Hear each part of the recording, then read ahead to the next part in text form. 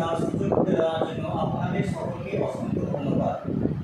আমি কি এই লক্ষ্যটাকে একটি আদর্শ ক্লাসরুম এবং আপনাদের শিক্ষার্থী হিসাবে ধরে নিতে পারি? ধন্যবাদ স্যার। তবে আমি শুরু করছি।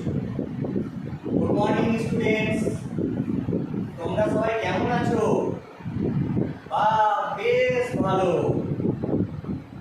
আজকে আমি তোমাদের গণিতের একটা নতুন অধ্যায় শুরু করব। তোমরা প্রথম অধ্যায় করেছো, তোমাদের এখন কেমন লাগছে অঙ্ক করতে? তোমরা তো এখন ক্লাস 9-এ উঠে গেছো। ভালো, বাবা বেশ ভালো। এইভাবেই তোমাদের এবার ভালোভাবে অঙ্ক করে যেতে হবে, ক্লাসগুলো ফাঁকি দিলে হবে না।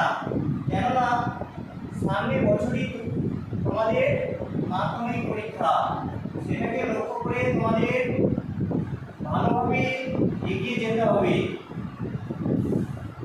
আচ্ছা, আমি তোমাদের একটা গল্প বলছি। আচ্ছা সুমন আর রাহুল, তোমরা তো দুই বন্ধু, খুব একসাথে ঘুরে দেখি।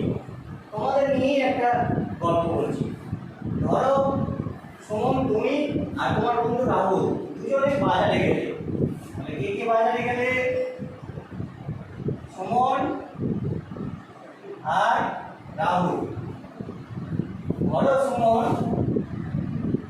তুমি কলম আর খাতা কিনলে। তুমি দুটো কলম কিনলে আর খাতা কিনলে 3টি। তার দাম হলো ধরো 40 টাকা মোট দাম। আর রাহুল, তুমি 3টি খাতা কিনেছো আর 3টি কলম কিনেছো আর 4টি খাতা। ধরো দাম হলো 55 টাকা। তাহলে তোমাদের যদি বলা হয় একটি কলম আর একটি খাতার দাম কত, মুখে মুখে বলতে পারবে? পারবে না। বা এটা বড় ছোট দিয়েছি, এর থেকে আরো অনেক বড় দিতে পারি।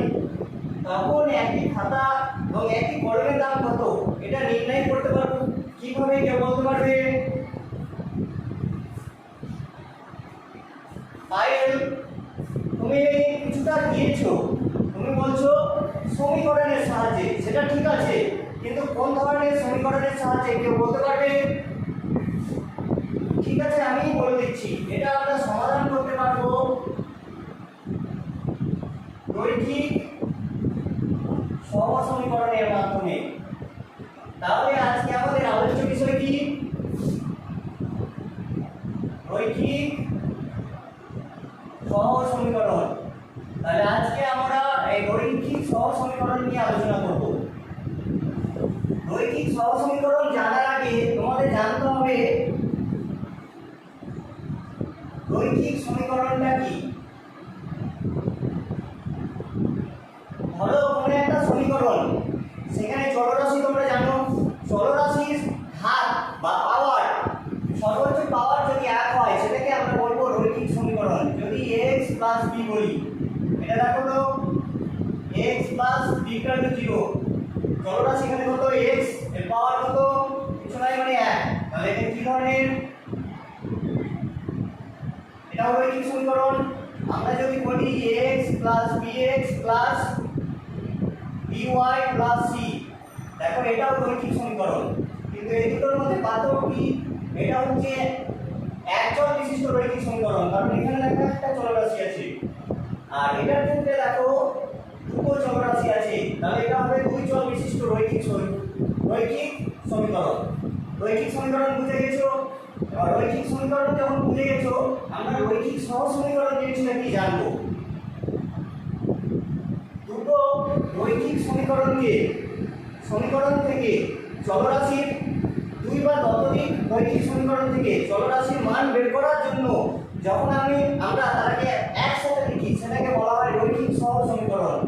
যেমন ধরো a1x + b1y + c1 = 0, a2x + b2y + c2 = 0।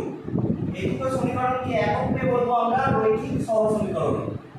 আজকে আমরা এখন আলোচনা করব এই যে রৈখিক সহজ সমীকরণ, এর সমাধান কখন থাকবে কখন থাকবে না। Time out.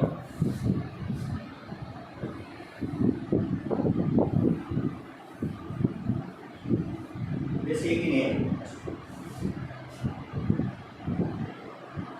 a1x plus b1y plus c1 equal to 0 এটা একটা সমীকরণ a2x plus b2y plus c2 equal to 0 ধরো এই দুটো সমীকরণের কখন সমাধান থাকবে কখন সমাধান থাকবে না তিনটা কেস হতে পারে এক নম্বর কেস যদি ধরো a1 by a2 not equal to b1 by b2 এটা সমান not equal to হয়ে যায় তাহলে এটা আমরা সমাধান করতে পারবো সমাধান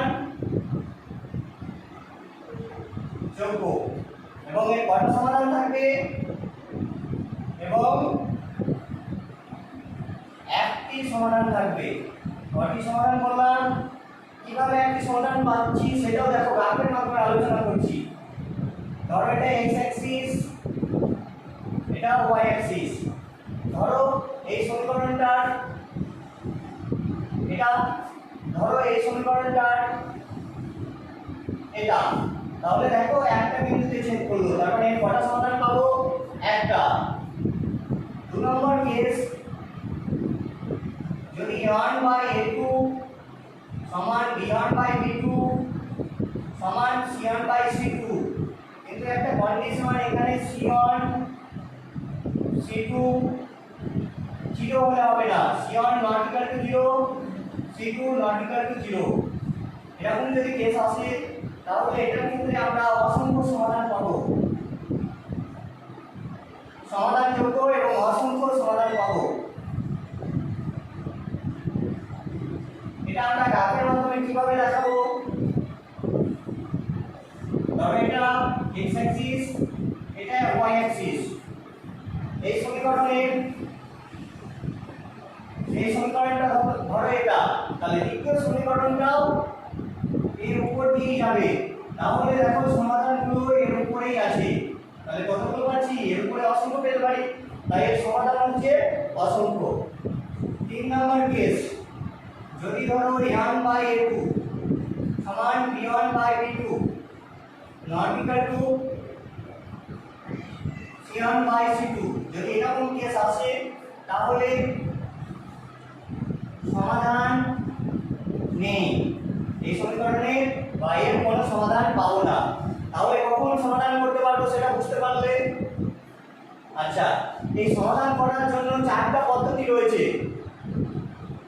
এক নম্বর হচ্ছে অপনয়ন পদ্ধতি দুই নম্বর তুলনামূলক পদ্ধতি তিন নম্বর বজ্রগুণন পদ্ধতি চার নম্বর পরিবর্তন পদ্ধতি পরের দিন আমরা সেই পদ্ধতিগুলো ধাপে ধাপে আলোচনা করব এবং সেই পদ্ধতির মাধ্যমেই আমরা এই মানগুলো বের করতে পারবো তাহলে এটা তোমাদের আজকে এই পর্যন্তই থাকলো পরের দিন আমি বলে দেবো যে এই মানটা কিভাবে আসছে ঠিক আছে আজকে তোমাদের কাজ তাহলে এই পর্যন্তই থাকলো।